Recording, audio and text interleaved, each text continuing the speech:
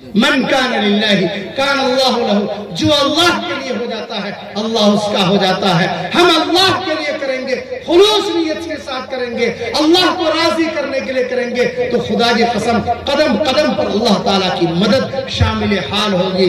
اگر آپ اللہ کی خاطر نہیں کرتے ہیں، دکھلاوے کے طور پر کرتے ہیں، دنیا داری کے طور پر کرتے ہیں، یاد رکھیے گا آج ہماری زندگی کے اندر جو حالات ہیں، جو پریشانیاں ہیں، یہ ہمارے کالے کرتوت کی پکڑ ہے، یہ اللہ نے ہمیں سمجھا دیا ہے۔ لہذا میں ان چند کلمات کے ساتھ آپ سب سے اخیر میں گزارش کروں گا کہ اپنے بچوں کی تعلیم کی فکر کریں، اپنے بچوں کو پڑھائیں، اپنے بچوں کو اعلیٰ تعلیم دیں، اپنے بچوں کو اعلیٰ اخلاق سکھلائیں، اپنے بچوں کو نیک بنائیں۔ ہم سماج کی اصلاح کے لیے اپنی ذات سے اس کی ابتدا کریں، ہم اپنے سے اس کی شروعات کریں، ہم خود اپنے آپ کو سدھاریں، اپنے گھر کے لوگوں کو سدھاریں۔ جب اپنے لوگوں کو ہم سدھار لیں گے، ہر آدمی اس کام کے لیے کھڑا ہو جائے گا کہ ہر آدمی یہ عہد کرے گا کہ انشاءاللہ ہم اپنے آپ کو سدھاریں گے اپنے آپ کو انشاءاللہ، اللہ کی رضا کی خاطر، اللہ کی مرضی کے مطابق ہم اپنے آپ کو چلانے کی کوشش کریں گے انشاءاللہ، اپنے بیوی بچوں کی فکر کریں گے انشاءاللہ، گھر کے لوگوں کی فکر کریں گے انشاءاللہ۔ جب ہم ابتدا اپنے گھر سے کریں گے تو ہر آدمی جب اپنے گھر کو سدھارنے کے لیے کھڑا ہوگا، پورا سماج خود بخود سدھر جائے گا۔ ہم پورے سماج کو سدھارنے کے لیے کھڑے ہو جاتے ہیں، اپنے گھر کو نہیں سدھارتے ہیں۔ نتیجہ کے طور پر میں وہ مثال دیا کرتا ہوں کہ آپ ایک بڑی سی بالٹی لے لیں، اس کا پینڈا نیچے سے کاٹ دیں اور اوپر سے پانی بھرتے رہیں، کبھی وہ بالٹی بھرے گی؟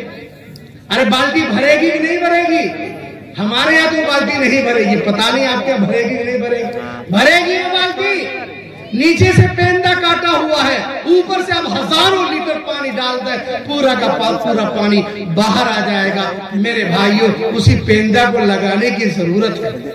ہمارے جھولا میں چھید ہے، اس چھید کو بند کرنے کی ضرورت ہے۔ ہمارے جیب میں جو سوراخ ہے اس کو بند کرنے کی ضرورت ہے۔ بد کرداری کا جو سوراخ ہماری زندگی میں ہو گیا ہے، گناہوں کا سوراخ، اللہ کی نافرمانی کا سوراخ جو ہماری زندگی میں ہے، اس کو بند کرنا ہے اور اپنی زندگی کو نورانی بنانا ہے۔ نماز کے ذریعے سے اپنی زندگی کو نورانی بنانا ہے، قرآن کی تلاوت سے اپنی زندگی کو نورانی بنانا ہے، اللہ کے ذکر و اذکار سے۔ اور سماج کے اندر کون کمزور ہے، بیمار ہے، پریشان حال ہے، ان کی دیکھ بھال کر کے ہم اپنے کردار کو اعلیٰ بنائیں۔ اللہ تعالی ہم سب کو صحیح طور پر عمل کرنے کی توفیق نصیب فرمائے۔